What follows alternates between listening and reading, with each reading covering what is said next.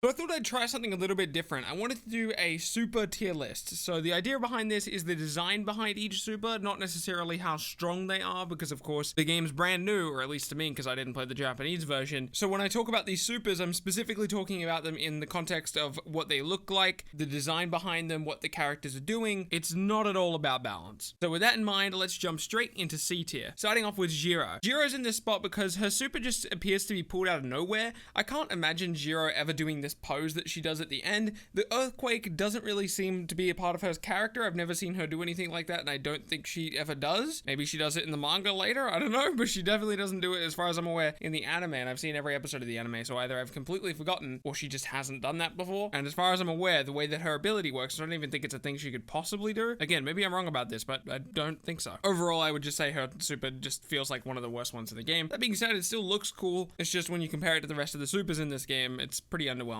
Next up, we got Bakugo. I love Bakugo, but this super, it's not a good display of his quirk at all. It's not a good display of his character either. Bakugo does everything very deliberately. Bakugo is never showing off. Bakugo is always very deliberate with each thing he does, but yet there's this weird bouncing around thing he does in his super, which I don't think looks very good. I mean, it's kind of cool, but it's not very Bakugo. And then there's this big spiraling fire Typhlosion thing that's going around him. Again, that's not a Bakugo thing. That's not a thing he could even do with his power. His power isn't fire. That's not how that works. And the camera work at the end of the super could have been improved upon. Just try to emphasize the power of Bakugo's strike. I think they could have done Bakugo a lot better than this. Next up is Todoroki. I love Shoto. In fact, he's probably my favorite male character in the entire series, but wow, they did not do him justice as far as his super is concerned. The fire and ice quirk is one of the coolest quirks on the show, and yet they failed to deliver with an awesome super. In fact, in his entire super, he doesn't use his ice at all. He uses the ice as a part of the startup, but as far as the actual animation is concerned, it's all just the fire. I understand what they were going for here. The idea is that, oh, he's finally using his fire, but the actual result ends up looking something like a Shoryuken from Street Fighter, and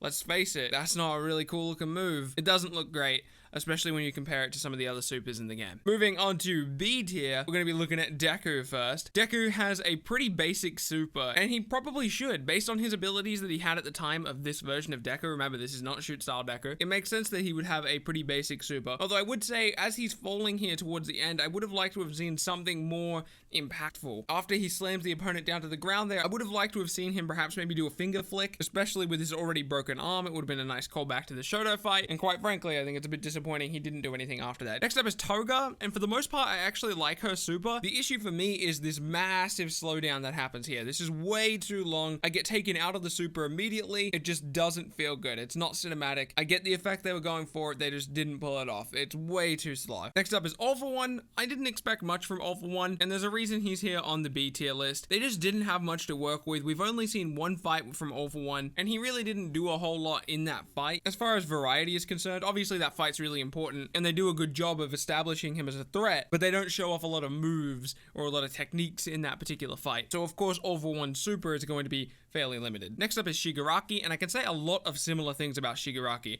We haven't seen him fight a lot. In fact, he's kind of made a point of it not to fight. Regardless, I think they did a pretty good job with his super, ending it with the hand over the face, and of course implying that he killed the opponent. Pretty cool super. Moving on to Eraserhead. Again, they didn't have much to work with here, but I think they did a solid job with what they had. Just by the nature of Eraserhead's ability, it's very difficult to come up with something cinematic and crazy for him for a super, because of course, his ability is just disabling other people's abilities, which doesn't lend itself to being super cinematic. Moving on to Gran Torino, and honestly, I wanted to place this one a little bit lower. I'm just not very happy with it. It's a really cool super in theory, but there's a lot wrong with it. For example, I think they tried to cram in a reference here for when he was training with Deku. He dashes past the opponent multiple times and chooses to never hit them, although he does end up hitting them once or twice. It just looks like he's playing with the opponent or toying with them, or perhaps maybe mixing them up, but I really don't like either of those explanations. I don't know why he wouldn't just hit them. And then towards the end of the attack, he ends up kicking the opponent down to the ground, and it just doesn't look very strong. I would have liked to have seen him follow the opponent all the way down to the ground, or perhaps maybe done something else on the way down to make it feel a little bit more impactful. Overall, I get what they were going for Gran Torino. I'm just not particularly impressed. Moving on to A tier, this is going to be some of the best supers in the game, so get ready for it. We got Uraraka coming in at the number #1 spot for A. Uraraka has a near perfect super. It's so well executed. They used references from the show and of course her most important fight. They used her powers to the fullest. Really the only thing holding back this super for me is towards the end where she kind of pushes the opponent down to the ground instead of kicking them or punching them or more aggressively pushing them with 2 hands or something. It just comes off as a really weak finish to the attack. I think the idea is that she's meant to be releasing her ability and then they fall to the ground, but they don't display that in a particularly good way, and even if they did, I don't think that's a more impactful way of just kicking them or doing something strong. Regardless, the rest of the super is really good. Endeavor is your pre-order DLC character, and for good reason. In his super, he just straight up spirit bombs them, and it's awesome. Seriously, the only thing holding back this super for me is I would have liked to have seen a reference to his blue flames from the Nomu fight. Regardless, I think they did a really good job on his super, and I'm actually pretty tempted on picking up Endeavor as a character, but there's another character on this list I really want to main, and we'll talk about him as we get there. Next up is Muscular, and you got pretty much everything you wanted out of Muscular. He beats up the opponent very aggressively. It's basically a JoJo's reference. It's exactly what you want out of your big, massive, muscly man. Nothing to complain about here at all. Very well executed super. Next up is Kirishima, and he's much higher on this list than I would imagine most of you think he would be. And the reason for that is because he's so limited in what his power set is, and I think they did the best they possibly could have with his moveset. Obviously, there's some tweaks, and there's a reason he's at A tier and not S tier or S plus tier. His character shines through with a little bit of a comedic ending. His quirk is very clearly displayed. Next up is Sue, and before I saw this one, I was like,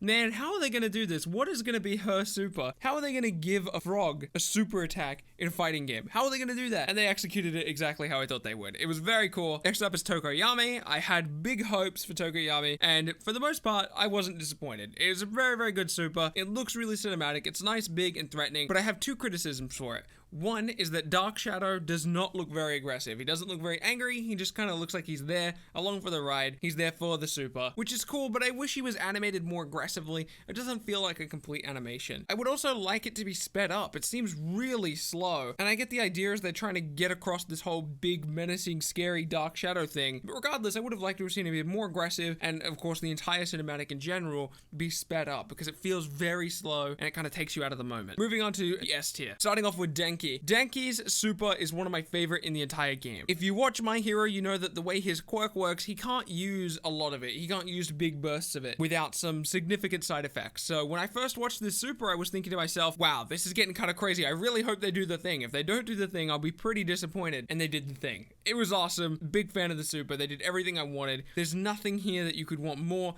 Honestly, I think they nailed it, and if they ever do a My Hero My Heroes 1 Justice #2, I would like to have seen them keep this super or at least upgrade it in some way because, again, I think they knocked it out of the park with this one. Next up is Darby, and honestly, at first, I didn't like this super. I ended up asking myself, why don't I like it? And I realized I didn't have a response to that. I started thinking about it a little bit more and I watched it a couple more times and I realized, you know what? This super's actually really cool. It's everything you want out of Darby. There's nothing really extra you would have liked. Moving on to Ida, one of my favorite characters in all of My Hero Academia. I had my fingers crossed when I was first watching his super, really hoping it turned out to be good, hoping that they captured his speed in this 3D environment in a way that I would be satisfied with. And what do you know? It looks fantastic, showing off his aggression, showing off his speed. I really hope there's more awesome scenes to come for Ida in the anime because I love that character. Next up is Shoot Style Deku.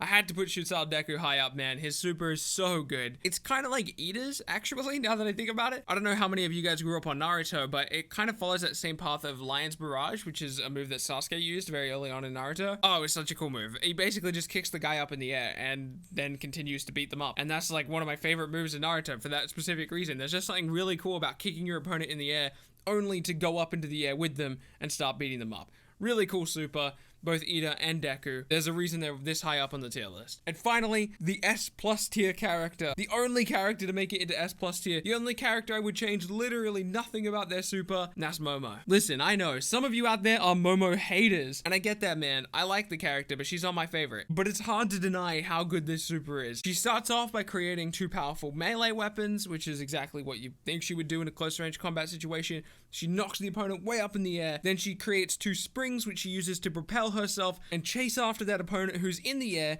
gets above them, and then starts throwing Dole explosives at the enemy, which is wicked because not only is it a reference to an episode, possibly her most important episode in the entire series, but it's also just a really cool strategy to propel your opponent in the air and then make a bunch of explosions around them, because really, what are they going to do? They can't fall faster. They're just going to get hit by all these explosions. Really, really cool ultimate attack. 10 out of 10. I literally wouldn't change anything. It was so well done. Seriously, I really do think it's the best super in the game, but I'm sure all of you disagree because it's the nature of this type of thing. A lot of people perceive this to be a very subjective medium, so of course, there's going to be a lot of people who disagree with me on this one, but that's okay.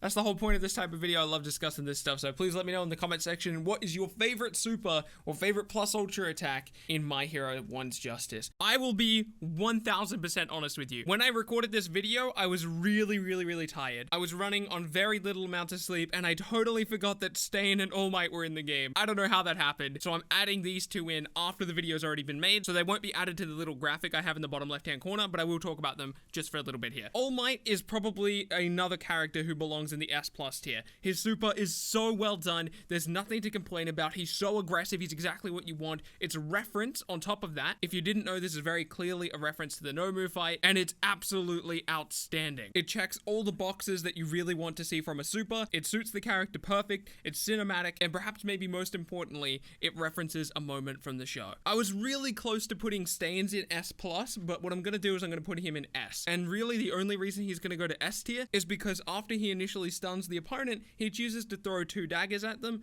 and I'm not sure why. I think that might be referencing a moment in the show. Obviously, he uses daggers in that fight against Shoto, Deku, and Ida, but he doesn't do it in that way, and quite frankly, I think this is a pretty poor representation of that fight, but the rest of it is just so damn good. He looks so damn methodical. It's perfect to his character for the most part, and it looks really cool. I'm gonna have plenty of more My Hero One's Justice content out throughout the week, so make sure you stay subscribed to keep up to date with that. If you enjoyed the video at all, remember to leave a like on it. It helps other people find the video. My name has been Bilbzy. Thank you again so much for watching. I'll see you in the next video.